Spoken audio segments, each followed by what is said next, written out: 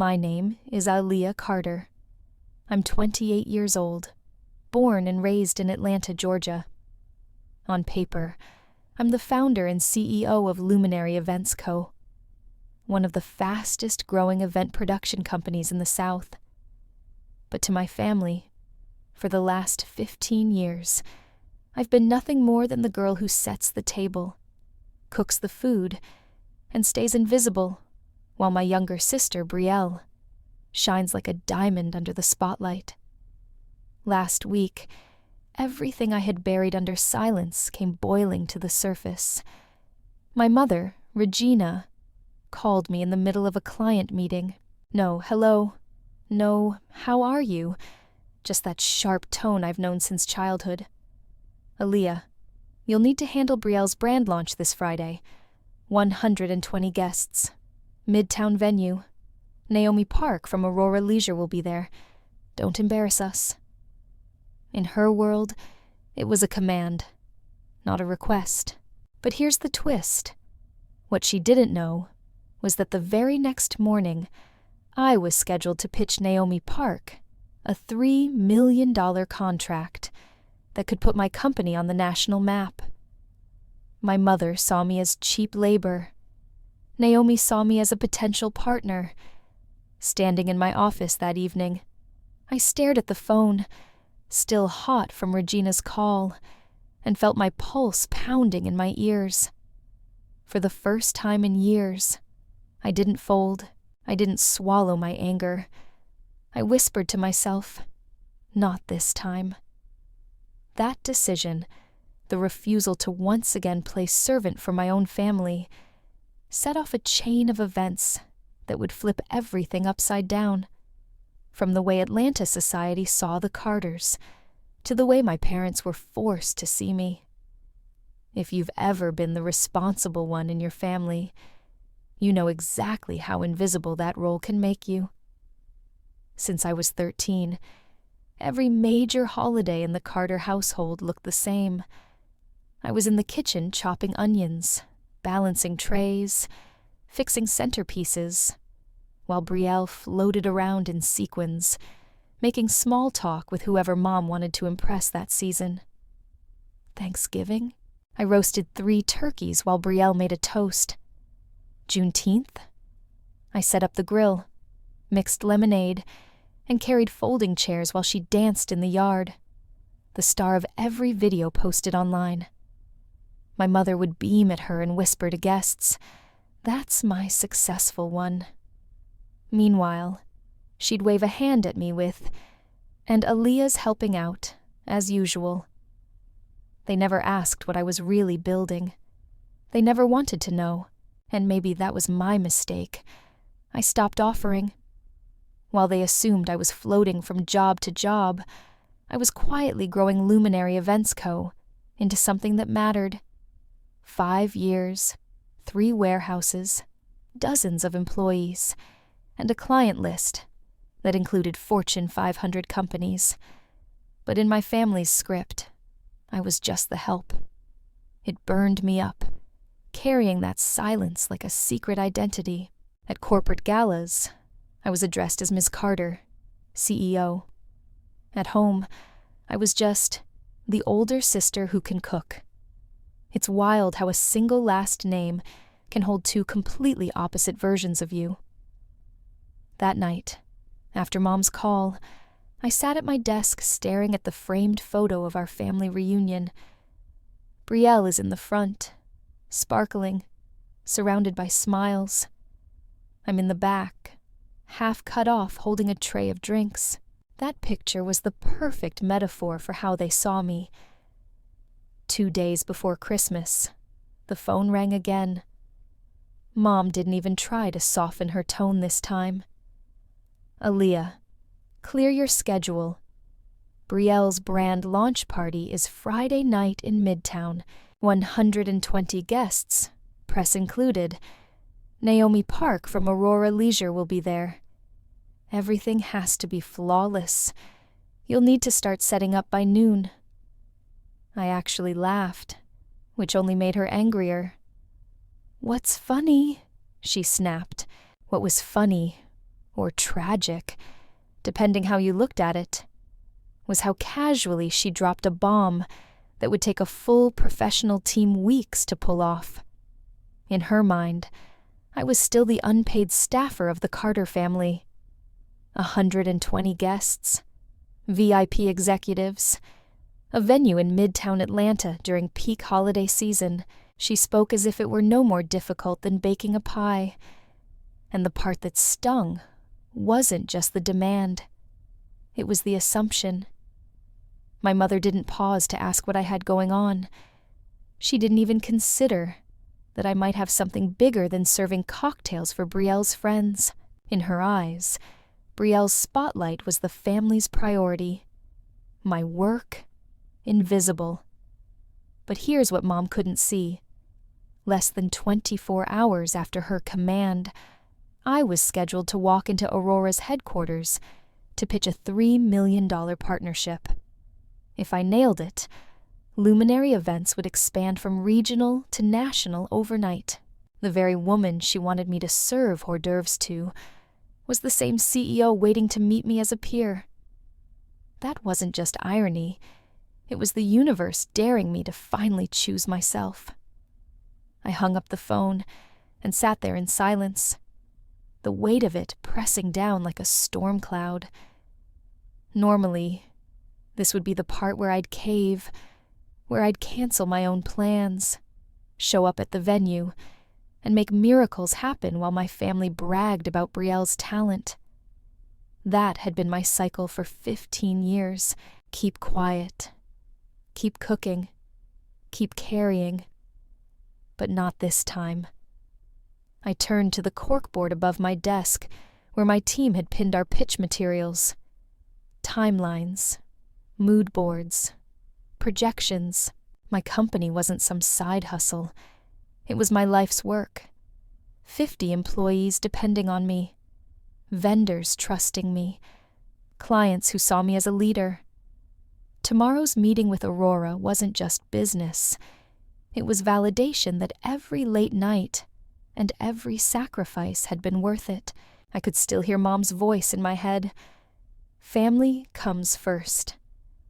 But what she really meant was Brielle comes first, and you come last. I had finally learned the difference between loyalty and servitude, so I pulled up my calendar and blocked out the entire day for Aurora prep only. Then I texted my CFO, Malik, confirming I'll be there. No distractions. His reply came instantly. Good. Naomi's team asked specifically for you, the CEO. That was the moment I made peace with my choice. For once, I wouldn't be the Carter family's invisible help. I would show up as who I truly was. Aaliyah Carter, CEO of Luminary Events. And whatever storm my family wanted to unleash, they'd have to face it without me. The line had been drawn. The next evening, the group text lit up like a fire alarm. Mom had clearly rallied her troops. Regina, Aaliyah, I need you at the venue by noon. Don't make me repeat myself. Brielle, seriously, sis. This is my big break. Don't ruin it for me. I stared at the screen, my fingers hovering over the keyboard. For years, I'd swallowed words until they burned holes in my chest. Not this time. I typed slowly, deliberately. I won't be there. I have a business commitment I can't cancel. 3 dots appeared. Then Mom called. I picked up. Her voice was sharp enough to cut glass. Aaliyah Monique Carter, you are not about to abandon your family on the most important night of your sister's career. I took a breath. I'm not abandoning anyone. I'm choosing my career, the same way you've always chosen Brielle's. Silence. Then her laugh, the kind that always made me feel 12 again. What career? Setting up folding chairs? Passing out plates? You're not in the same league as Brielle. That laugh hit me different this time. Mom, I am a CEO. I employ 50 people. I'm meeting with Aurora Leisure tomorrow morning about a $3 million contract. She scoffed like I'd told her I was running for president. Aaliyah, enough with the fantasies. You've always been dramatic. This family has real priorities. Your sister's launch is tied to investors and press. If you don't step up, you'll embarrass us all. I swallowed hard. Then you'll have to be embarrassed. Because I'm not giving up the future I built just to play servant one more time. Brielle's voice cut in on speakerphone, dripping with disdain. Wow, all this attitude because you can't stand me being successful. You're jealous, Aaliyah. Admit it. I almost laughed. Jealous? Brielle, I've been covering for you since we were kids, but I'm done. Hire a planner. Pay them like you should have paid me. You'll regret this, Mom hissed. Family comes first. And for the first time in my life, I didn't flinch. No, Mom. Respect comes first, and I'm not negotiating that anymore.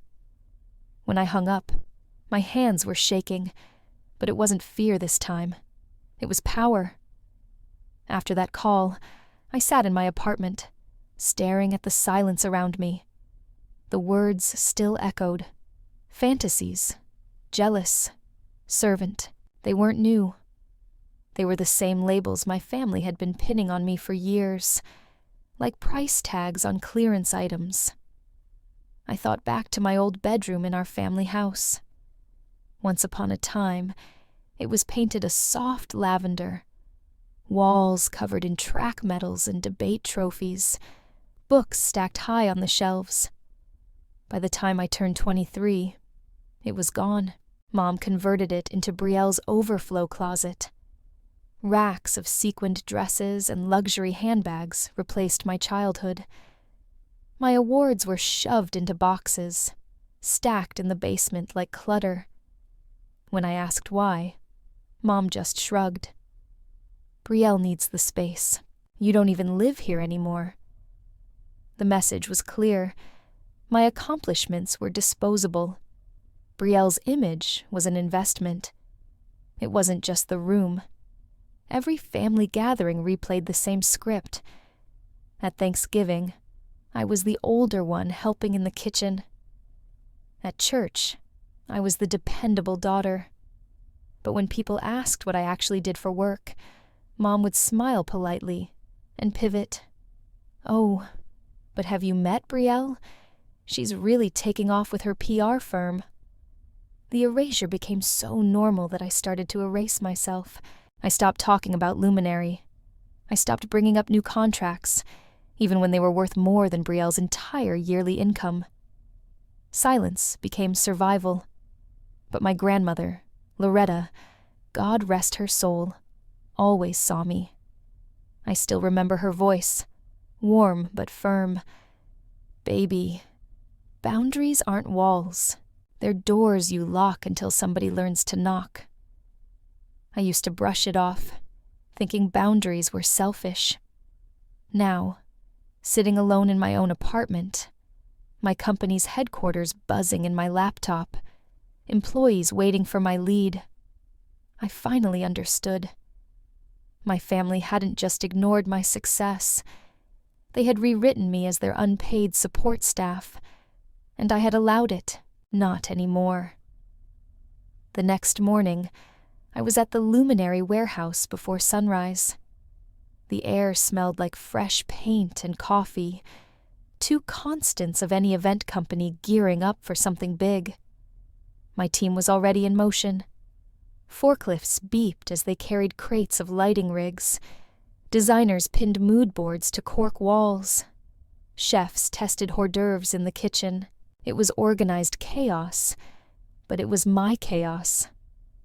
Malik, my CFO, walked over with a tablet in hand. Aurora just confirmed. They want the CEO present for every stage of tomorrow's pitch. Naomi specifically asked for you. I nodded, steadying myself. then she's gonna get me. There it was again, the sharp contrast between how my family dismissed me and how the corporate world treated me. At home, I was the girl who helped out. Here, I was the decision maker. When Malik asked about budgets, people listened. When Amara, our head chef, pitched a new Afro-fusion tasting menu, the room looked to me for approval. My word mattered. We spent the day running rehearsals in a mock setup at our old Fourth Ward studio. Screens lit up with simulated data from Luminary OS, our event software that tracked everything from guest flow to lighting cues. I stood in the middle, headset on, giving real-time direction. It felt like conducting an orchestra. One wrong cue, and the whole performance could collapse. But when it clicked, it was pure harmony. And all the while, my phone buzzed with unanswered calls from Mom and Brielle. They were probably drowning in panic, wondering why I wasn't bailing them out this time. The irony burned. I was preparing to impress the same CEO they wanted me to serve appetizers to. By 10 p.m., the team was exhausted, but energized. We ordered wings from Magic City Kitchen, ate standing up among cables and laptops, and laughed about how wild tomorrow would be. I looked around the room, at my people, at the empire I'd built brick by brick, and felt a surge of pride. My family might never recognize me, but Aurora did. The industry did. And tomorrow, I would prove it to the world. Atlanta has a rhythm of its own, and that night I felt it pulsing under my skin. Out on Edgewood Avenue, cars thumped bass so heavy you could feel it in your chest. Somewhere down the block, somebody was frying lemon pepper wings, the smell drifting through the cool December air. A MARTA train screeched in the distance, steel wheels grinding against the tracks. It was the soundtrack of my city, loud, proud, unapologetic. I drove through downtown with the windows cracked, watching the lights bounce off the glass towers. To most people, Atlanta was either trap music or corporate headquarters. But to me, it was home. Every block carried a piece of my story. The church where Grandma Loretta made me read scripture out loud. The community center where I planned my first event with nothing but folding chairs and borrowed speakers. The Beltline where I used to jog at dawn, dreaming about having an office of my own. As I headed back to my apartment, my phone buzzed again. Mom, for the 12th time that day. I let it go to voicemail. I already knew the script. Guilt, shame, demands. Tonight, I didn't have the energy to play that role. Instead, I spread out the Aurora pitch deck across my kitchen table. The slides glowed against the dim light. Charts, renderings, testimonials. Proof of what I'd built when no one was looking. Proof that I wasn't a shadow standing behind my sister. I was a leader, still. Doubt crept in like fog. What if Naomi had already written me off because of the Carter family circus? What if I walked into that boardroom and all she saw was the girl with the last name she'd just witnessed at a disaster of a party? I caught my reflection in the darkened window. Hair pulled back, blazer draped over the chair, eyes steady, but tired. I whispered to myself, boundaries are doors, not walls. Grandma was right.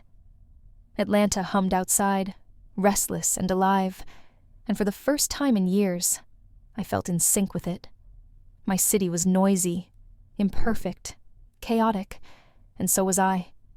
But tomorrow, I was going to step into that boardroom carrying all of it. Atlanta would walk in with me. By Friday afternoon, Midtown was buzzing.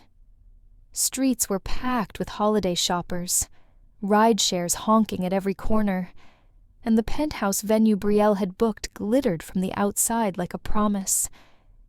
Inside, though, it was chaos. Without me there to run point, Mom and Brielle scrambled. They had hired a bargain basement event crew through some Facebook ad. 3 college kids with wrinkled polos and no permits. By the time guests started arriving, the sound system kept cutting in and out. The uplighting was a harsh neon instead of the warm gold Brielle had envisioned, and the caterer they found last minute had only delivered half the menu. "Where are the signature cocktails?" Brielle hissed, pacing in her heels. One of the crew shrugged. "We thought y'all were providing the mixers." Mom's face flushed red. "This is unacceptable. Do you have any idea who's on the guest list?" Yes, they did.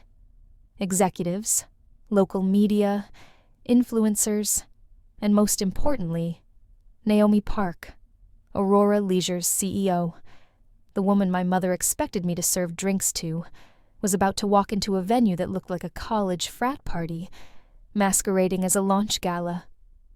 The worst part was the timing. Everything in event production lives and dies by timing. The lights should shift as the music swells. Food should flow seamlessly. Guests should never see the seams of the work. But that night, the seams were all anyone could see. The wrong playlist blared at the wrong moments. The mic squealed whenever Brielle tried to give instructions, and trays of appetizers sat cold in the hallway because no one knew when to bring them out. I wasn't there, but I didn't need to be. I knew exactly how it was unraveling, because I'd spent years saving them from nights like this. The difference was, this time, I wasn't coming to the rescue. Mom tried to plaster on her hostess smile. Brielle snapped at anyone within arm's reach, and the guests shifted uncomfortably, whispering as they checked their watches. The flawless Carter family reputation was cracking right there on Peachtree Street, and I hadn't even left my apartment. By 7 o'clock, the penthouse was full of people and full of problems. Guests were packed shoulder to shoulder, phones in hand, waiting for the grand brand reveal Brielle had been hyping online for weeks, except the reveal was nowhere near ready. The backdrop behind the stage, a giant banner with her new skincare line's name, was peeling at the corners.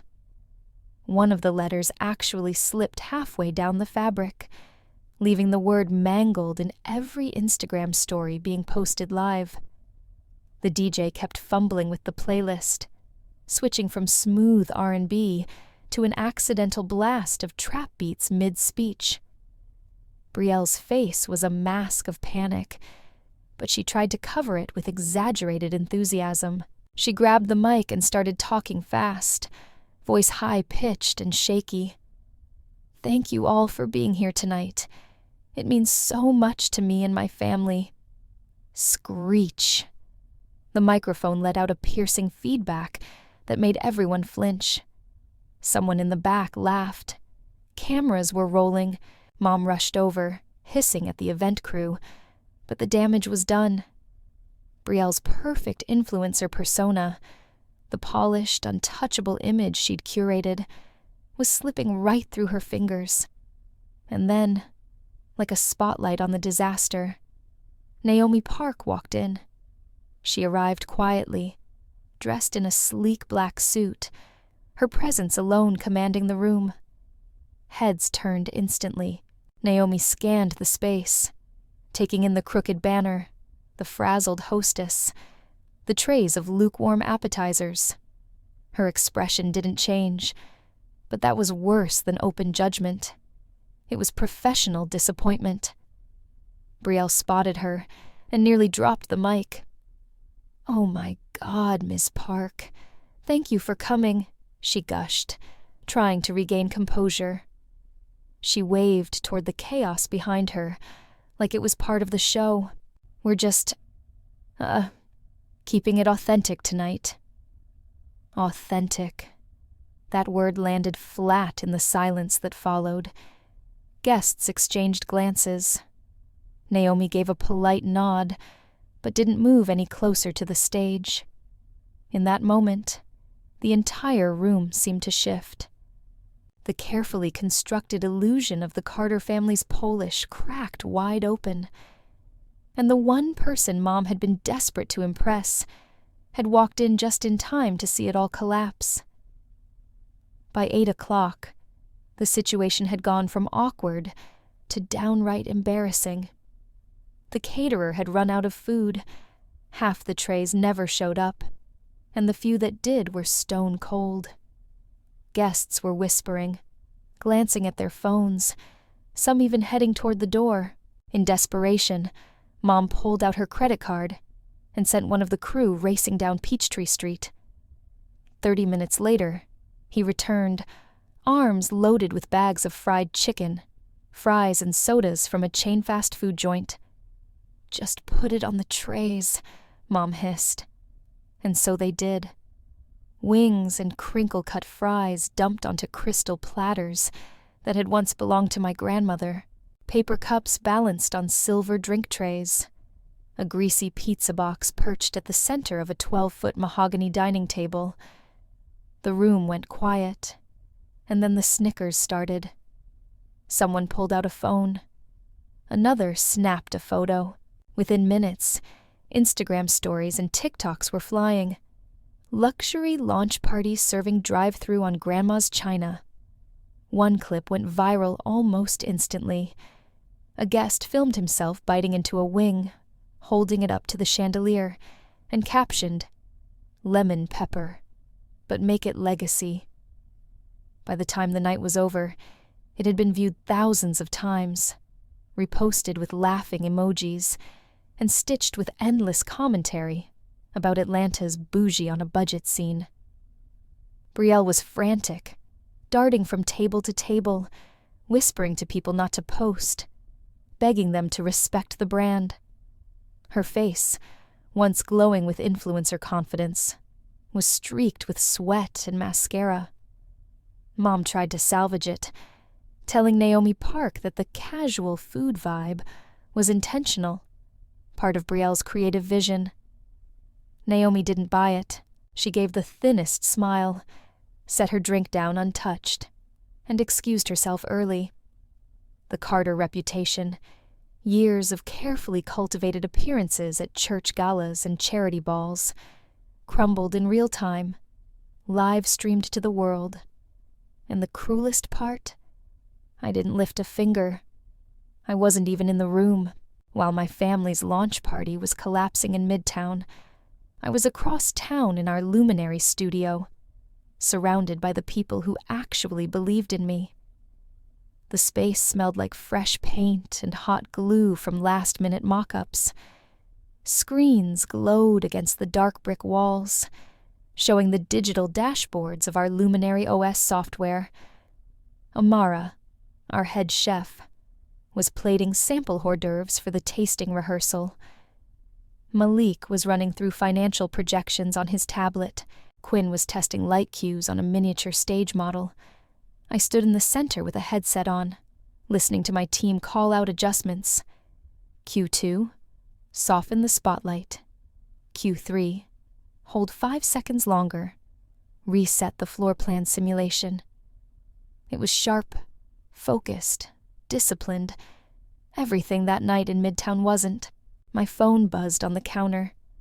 17 missed calls from Mom, 12 from Brielle. The latest text popped up on the screen. "You're destroying this family. Naomi saw everything. Hope you're proud." I didn't even open it. Instead, I grabbed a pen and circled 3 words on the whiteboard: innovation, integrity, impact. That was our pitch to Aurora. That was my future. Around 9 p.m., we ordered takeout from Busy Bee Cafe. Fried chicken, collard greens, mac and cheese.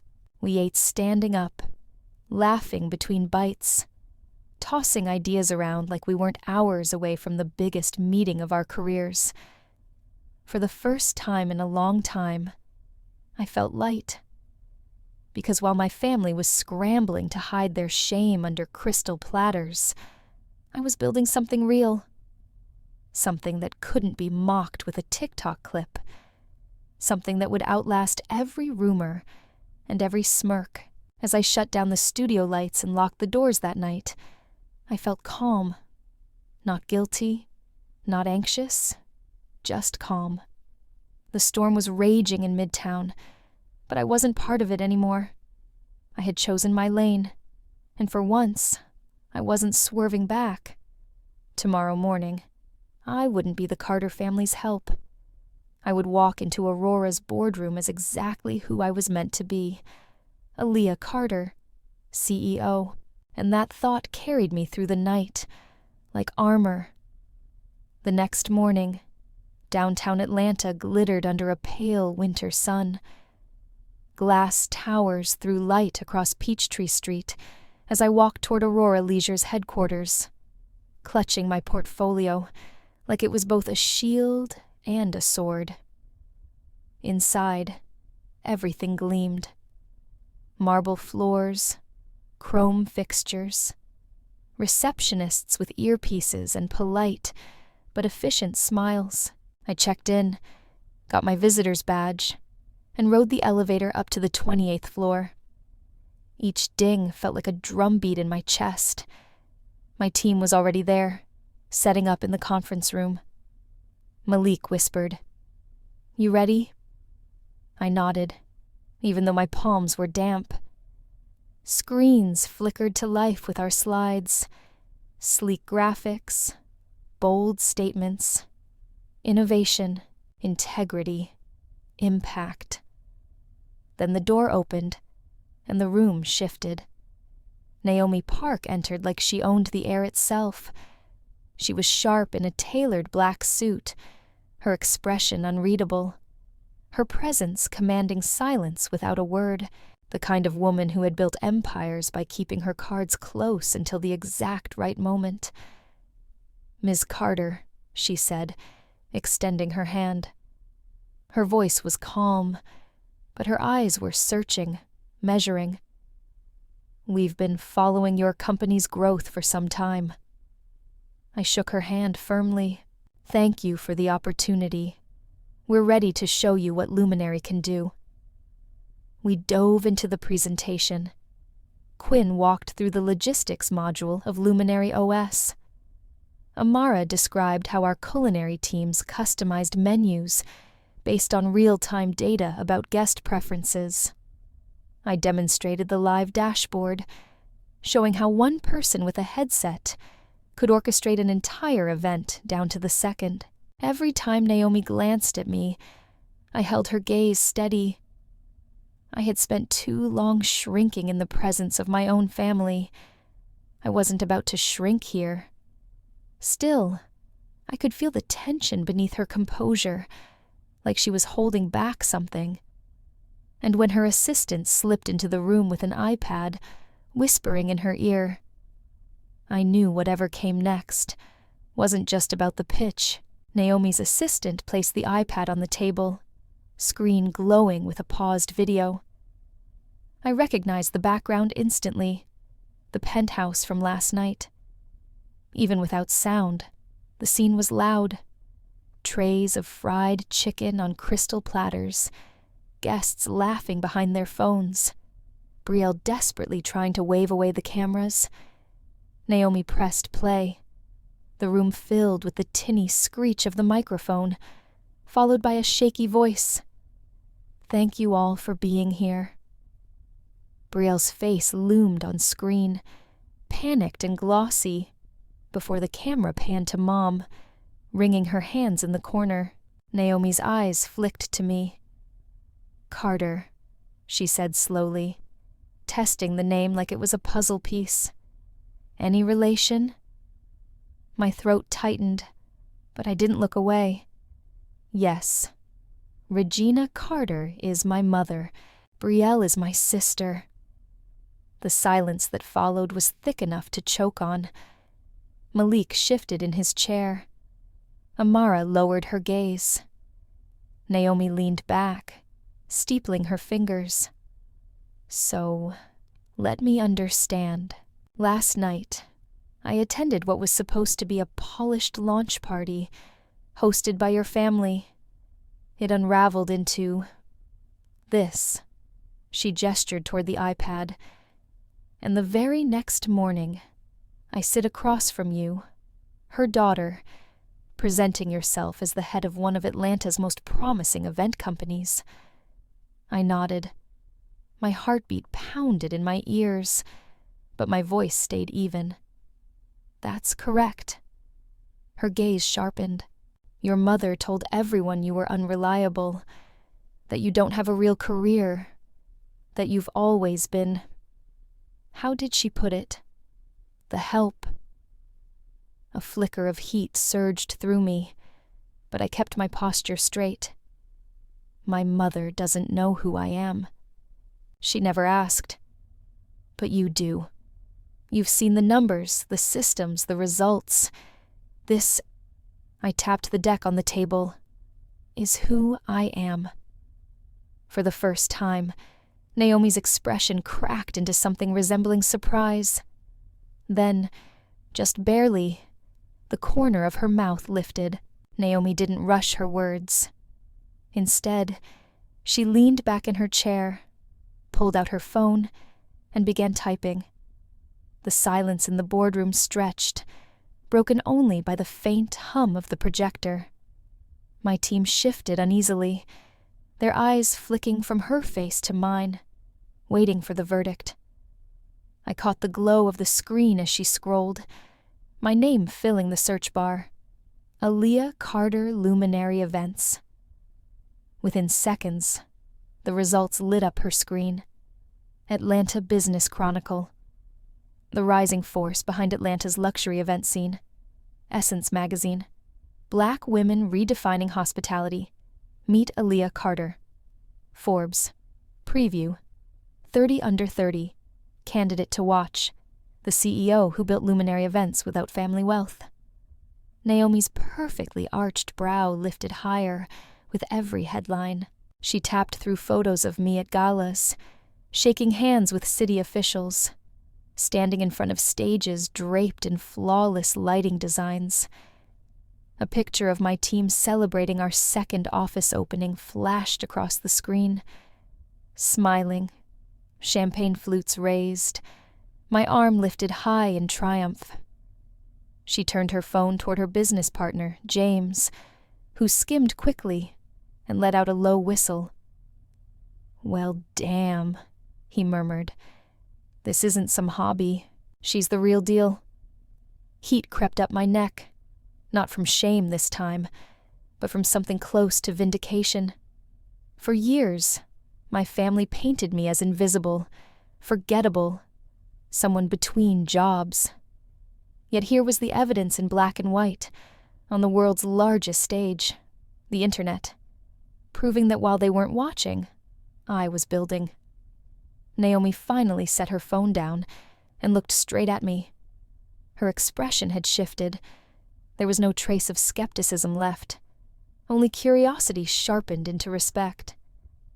"So," she said slowly, "you've built an empire without leaning on the Carter name. That's rare, especially in this city." "That was intentional," I said, my voice steady. I needed to know my success was mine. Not a favor, not family money, just me. For the first time since she walked into the room, Naomi laughed. Not the cruel, dismissive laugh I'd endured from my mother, but a genuine, amused laugh. "The irony is almost poetic," she said. "Last night, your mother spent hours convincing me you were unreliable, unworthy of real responsibility.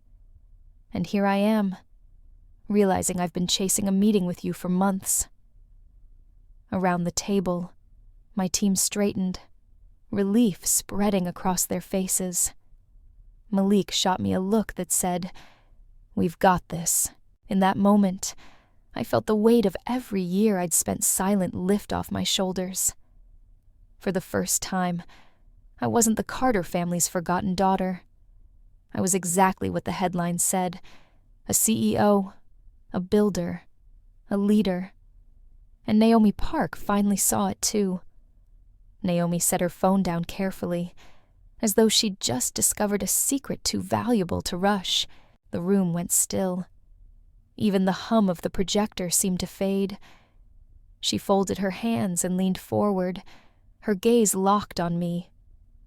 "Here's the thing, Ms. Carter," she began. Her tone was precise, each word clipped with intention. "Aurora doesn't partner with companies just because they're talented. We look for alignment, precision, integrity, and the ability to deliver under pressure." She paused, letting the silence stretch, her eyes searching my face. "Last night, at your family's event, I saw the opposite of all that. It was chaos." My chest tightened, but I kept my eyes steady. This was the knife's edge moment, the place where my past could erase my future. Then Naomi's mouth curved, just slightly. "But this morning," she continued, "I saw exactly what I've been looking for. A team that knows how to execute, and a leader who knows when to say no." She reached into the folder in front of her, pulled out a single contract sheet, and uncapped her pen. In a motion so smooth it almost felt cinematic, she signed her name at the bottom and slid the paper across the polished conference table toward me. "Aurora Leisure intends to move forward with Luminary Events as our exclusive partner for the Southeast region. $3 million, with the potential for expansion nationwide." For a moment, the air froze. My team stared at the paper like it was a miracle descending from the heavens. Malik's hand actually slapped against the table as he exhaled. "Thank God." Amara grinned so wide she had to cover her face with her hands. I picked up the pen Naomi had set beside the contract. My fingers didn't shake. I signed my name, Aaliyah Carter, CEO. When I set the pen down, Naomi rose, extending her hand across the table. "Welcome to Aurora, Ms. Carter. I have a feeling this partnership will be one for the books." I stood and shook her hand, matching her grip with equal strength. For the first time in my life, I wasn't shrinking, wasn't playing small. I wasn't the Carter daughter who hid in the kitchen while the world clapped for Brielle. I was the woman who built something undeniable and was finally being seen for it. As the room erupted into congratulations, my phone buzzed again in my bag. Mom, Brielle, 20 missed calls between them. I didn't even bother looking. They could wait. Because at that moment, everything I had been fighting for, every late night, every sacrifice, every no I had swallowed, had crystallized into one undeniable truth. This victory was mine. By the time I left Aurora's tower, the internet had already done what it does best: turned my family's disaster into a meme. Clips from Brielle's launch were everywhere. Greasy fast food served on heirloom crystal, the crooked backdrop missing half its letters, Mom pacing in pearls like a frantic stagehand. TikTok labeled it bougie on a budget. Twitter dragged it with captions like, "Atlanta knows how to do wings, but not like this." Even LinkedIn got a hold of it, with industry insiders politely calling it a cautionary tale in event planning. I scrolled through the posts on my way back to the office, half amused, half sick to my stomach. Every hashtag: lemon pepper legacy, Josh crystal chicken, _CarterChaos, was another nail in the image my mother had spent decades polishing, and then came the messages. "Your mom's in shambles," my cousin texted. "She's blowing up everyone's phone, saying you sabotaged the whole thing." From Dad, for the first time in months. "I should have spoken up sooner. I'm sorry. But your mother, she's unraveling." From Brielle, a flurry of angry texts. "You ruined my night. Naomi saw everything. Do you even care what this does to me?" I didn't reply. Not because I didn't care, but because I finally understood. I wasn't responsible for carrying their reputation anymore. Instead, I opened LinkedIn. At the top of my feed sat Naomi's fresh post. "Thrilled to announce Aurora Leisure's new partnership with Luminary Events, led by the brilliant CEO, Aaliyah Carter. Excited for what we'll build together." The contrast was brutal. On one side of the internet, the Carters were the punchline of the week. On the other side, Luminary was trending for all the right reasons. For once, I wasn't the invisible Carter cleaning up the mess. I was the name on the headline, the woman being congratulated, the leader being recognized, and I wasn't about to apologize for that. The ripple effect was instant. Within 48 hours of Naomi's post, my inbox turned into a floodgate. 300 new inquiries, half of them stamped with names I used to only dream about working with. Luxury hotels, entertainment giants, nonprofit foundations with real budgets. Our phones rang nonstop. Malik set up a triage system just to filter the calls. "This is wild," he said, scrolling through a spreadsheet of potential clients. "We're talking 8 figures in opportunities, Aaliyah. People don't just want to book us. They want to partner." At the studio, the energy shifted. My team wasn't just working late because they had to. They were fired up. Amara, usually calm and composed, was grinning ear to ear while testing out new menu concepts. Quinn, our operations lead, was sketching expansion plans on the whiteboard like it was second nature. I stood there watching them, humbled. These weren't just employees. They were believers. Every single one of them had taken a chance on me when Luminary was just a cramped office and a handful of clients. Now, they were co-builders of something bigger. That week, I signed contracts with 2 boutique hotel chains and an entertainment venue that wanted Luminary to manage its entire 2024 calendar. The ink wasn't even dry on the Aurora deal, and we were already stacking wins. A local reporter called me for a quote.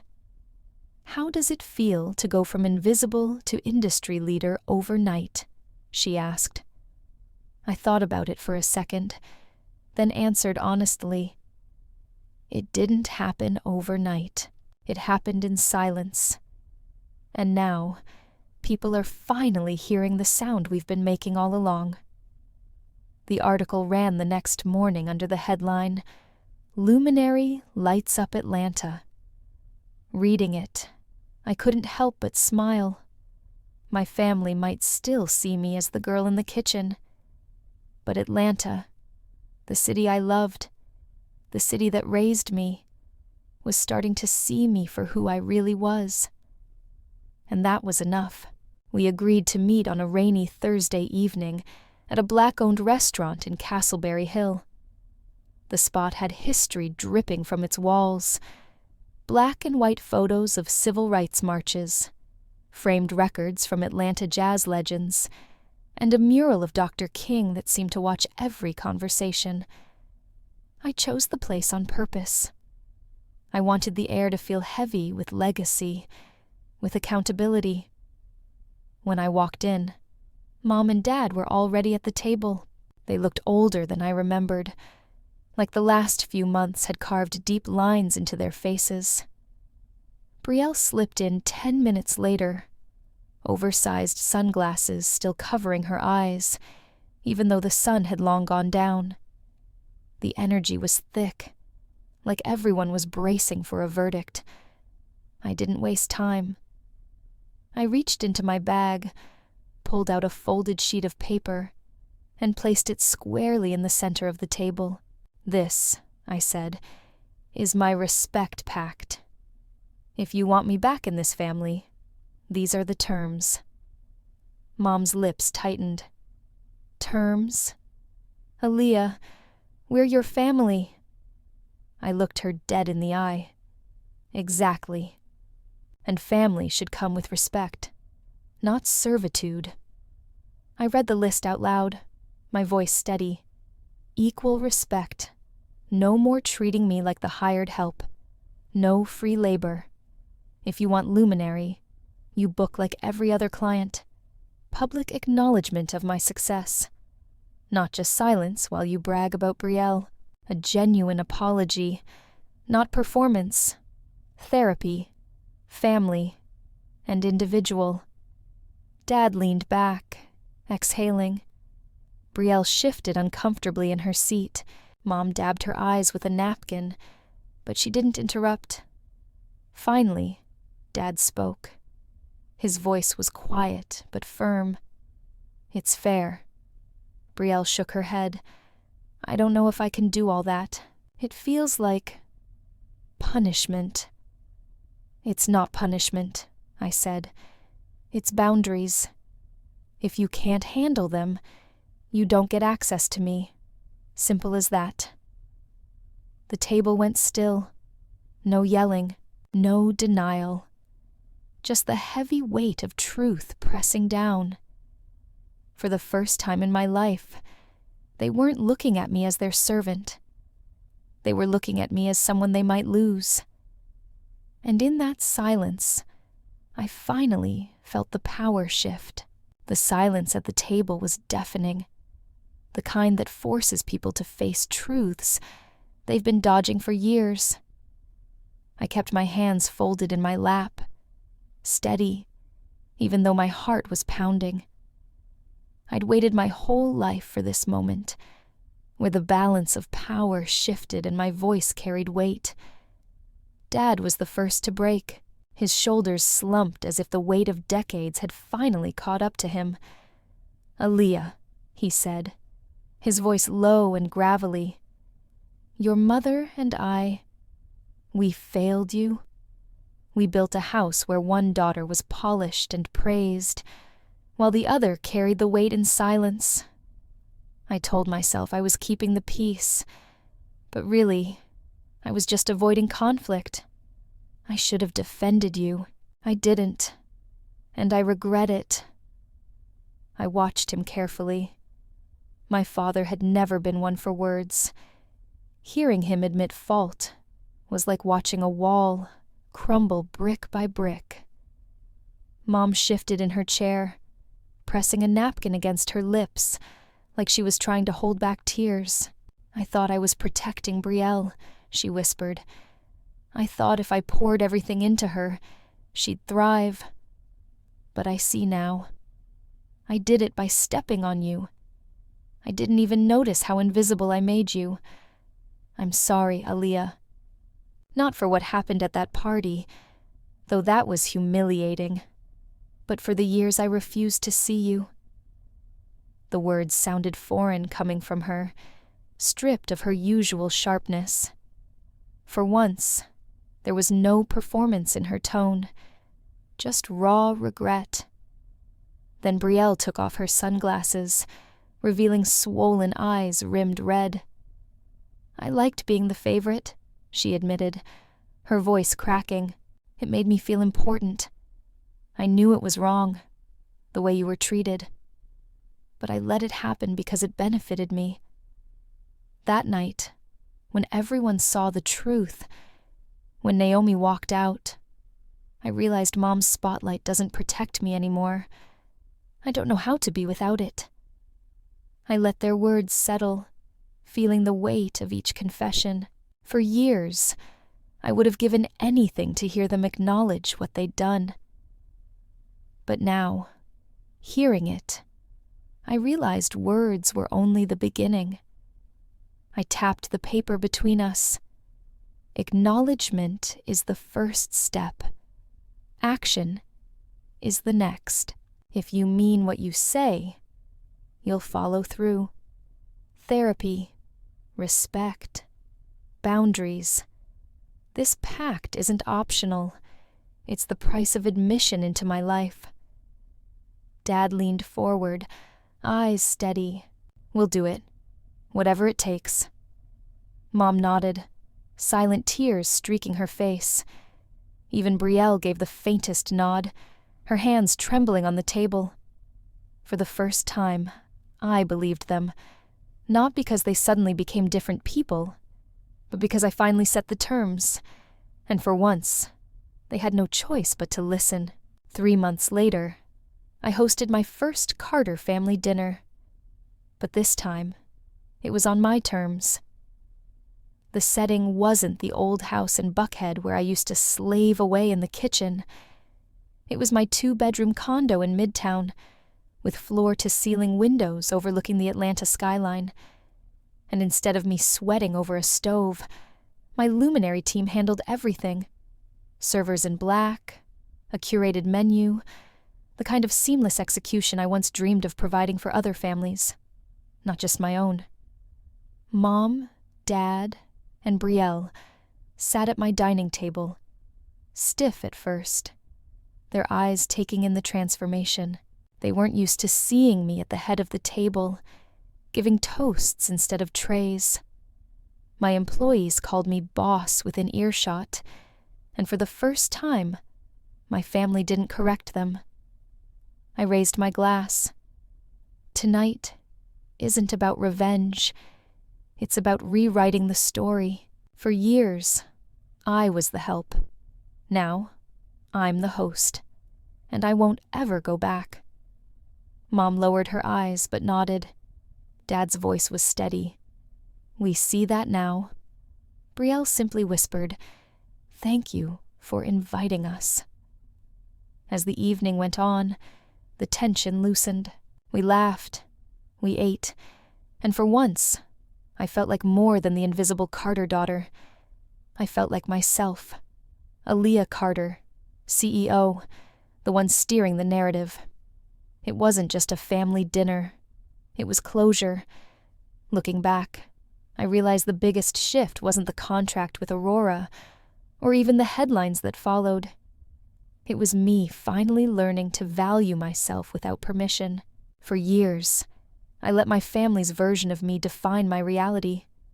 The helper, the background, the responsible one, who didn't shine. But the truth is, nobody can dim your light unless you hand them the switch. The night I told my mom no was the night I chose myself. Everything else flowed from that choice.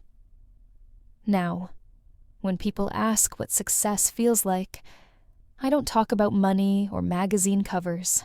I talk about boundaries, about walking into a room as the fullest version of yourself and not shrinking just to make others comfortable, about knowing that respect is non-negotiable, even from the people closest to you. If you've ever been overlooked, underestimated, or treated like you didn't matter, hear me clearly. Your worth isn't tied to anyone's approval. It's in the work you build, the courage you show, and the voice you refuse to silence. So here's my reminder, from one Black woman carving her own lane to whoever needs to hear it. Know your value, then add tax.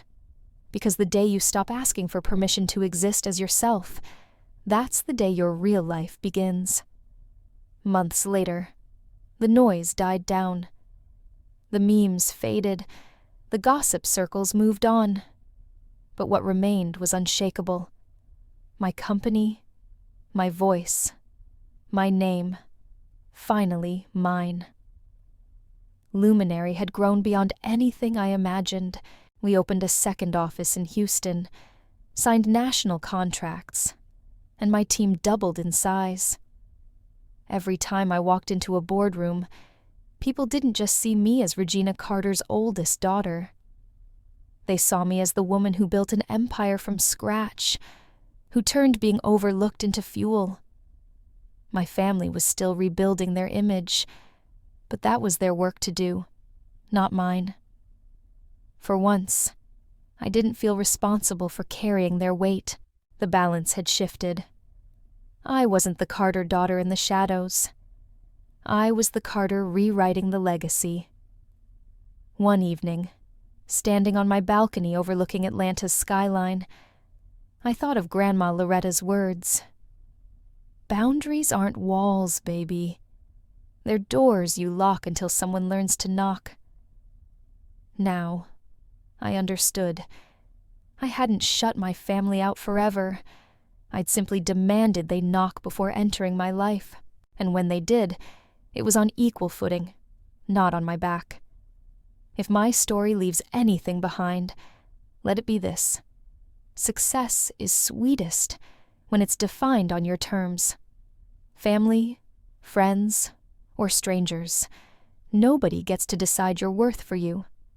I'm Aaliyah Carter, CEO, daughter, sister, Black woman, and finally, fully, myself.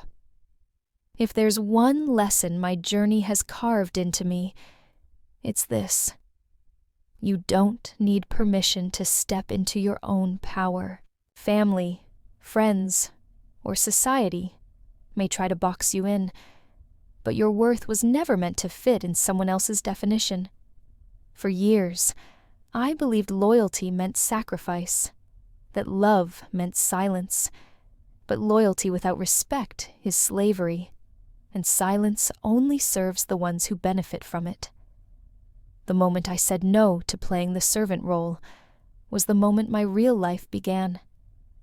And here's the truth. Success isn't about the applause you get at the table. It's about having the courage to build your own table when you're never offered a seat. So I'll leave you with a question. Have you ever had to choose yourself, even when it meant disappointing the people closest to you? I want to hear your story, because maybe your words will be the exact thing someone else needs to gather their courage tonight. If this story resonated with you, hit that like button, drop a comment, share it with someone who might need to hear it, and don't forget to subscribe. We're building a space here for people who refuse to stay small, who know their worth, and who are brave enough to add tax. Because at the end of the day, respect isn't negotiable, and neither is your light.